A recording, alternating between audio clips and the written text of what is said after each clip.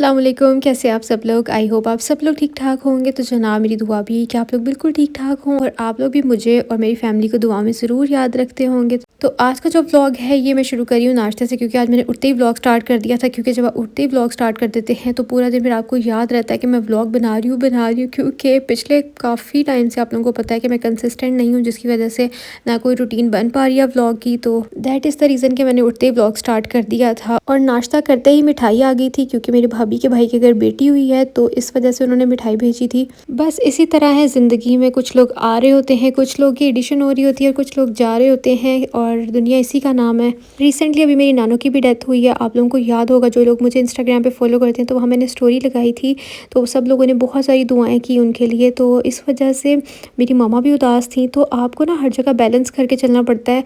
और एक चीज़ का रिग्रेट जो मुझे अभी तक है कि मेरी नानू एंड के 10 डेज़ के लिए हॉस्पिटलाइज थी, लेकिन मेरे ससुर की डेथ की वजह से हमारे घर में बहुत आना जाना था। तो मुझे इस चीज़ का रिग्रेट है कि मैं उनका पता भी लेने नहीं जा पाई। नाउ दैट माई मामा नीड्स मी, तो मैं इसलिए यहाँ पे आ गई, क्योंकि माँ बाप तो माँ बाप ही होते हैं। तो वो जिस भी एज में जाएं, आपको वो एम्प्टीनेस तो रहती है। और it's going to be a month कि मेरे फादर इन लॉ की डेथ हुई है। तो मैंने उसके 20 दिन बाद वीडियो डाली थी, इसलिए बहुत से लोगों को ऐसा लग रहा है कि बहुत रीसेंट, मतलब ये जब मैंने वीडियो डाली है ये तब की बात है। ऐसा नहीं है, मैंने वीडियो बहुत लेट अपलोड की है। तो बहुत से लोग कह रहे थे कि आपने जो है ना वीडियोस डालनी शुरू कर दी हैं, या थोड़ा आप ब्रेक ले लेती। तो मैं ऑलरेडी काफ़ी सारी ब्रेक ले चुकी थी जब मैंने आप लोगों के साथ शेयर किया है उससे पहले। और दूसरा ये कि इट्स माय वर्क, मैंने पहले भी बोला था कि काम नहीं रुकते हैं, और I have to financially support my family.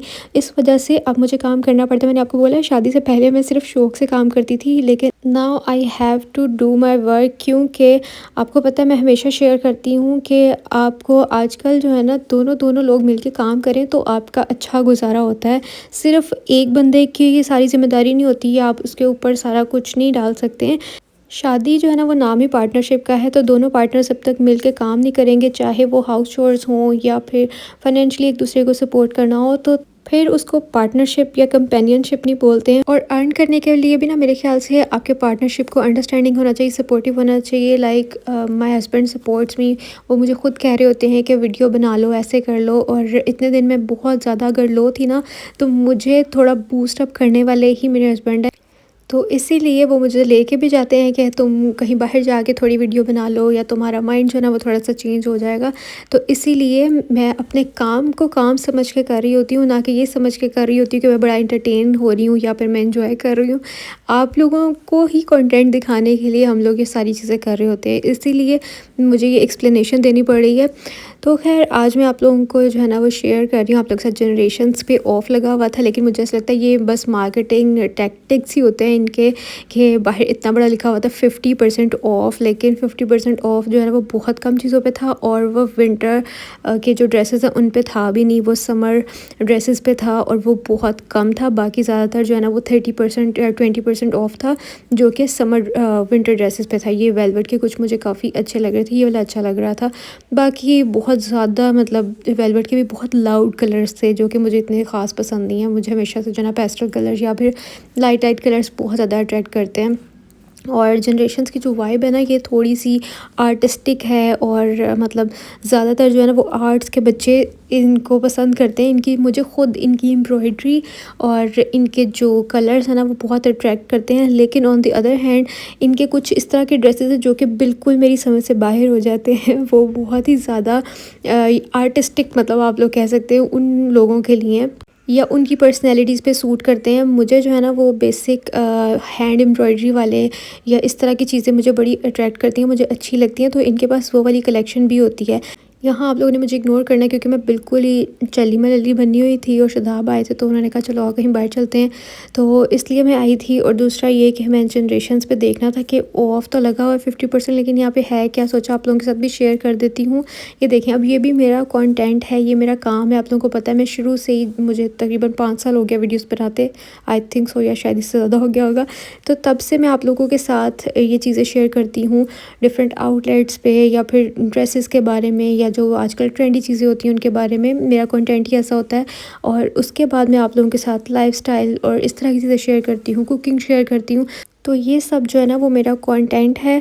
तो मैंने सोचा कि आप लोगों के साथ शेयर कर देती हूँ कि यहाँ पे आप लोगों को किस तरह के ड्रेसेस जो है ना वो ऑफ़ पे मिल सकते हैं।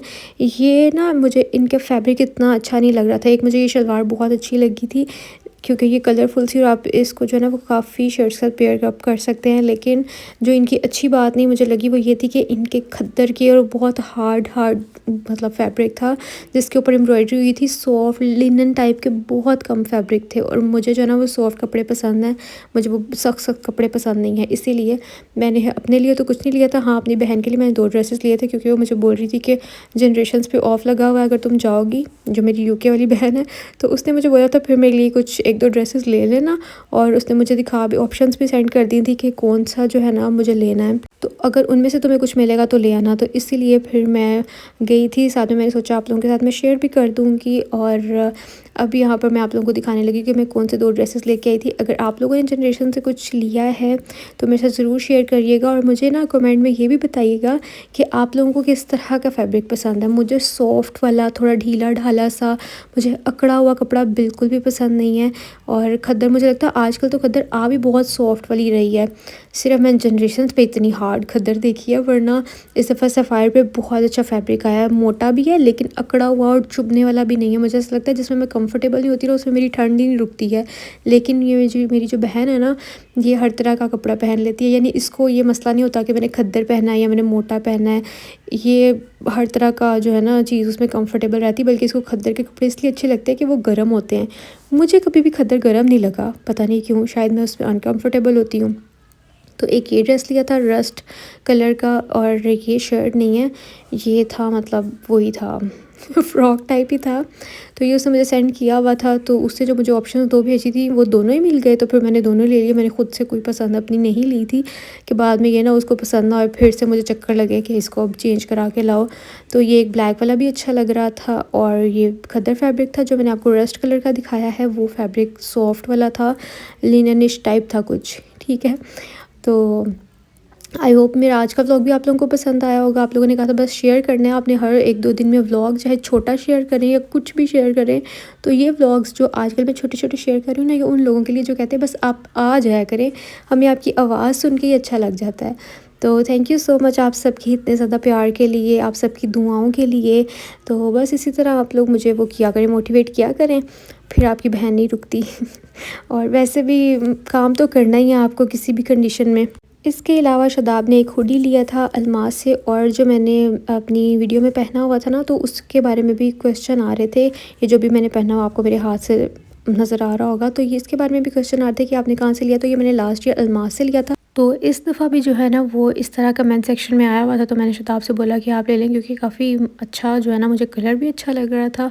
तो मेरे जैसा कलर तो मिला नहीं, इसलिए हमारी ट्यूनिंग नहीं हो सकती थी। खैर, आज का व्लॉग यहीं पे था। आई होप आप लोगों को अच्छा लगा होगा। अच्छा लगा तो लाइक शेयर सब्सक्राइब ज़रूर करिएगा। मैं आप लोगों से मिलूँगी कल, तब तक जी अल्लाह हाफ़िज़, बाय बाय।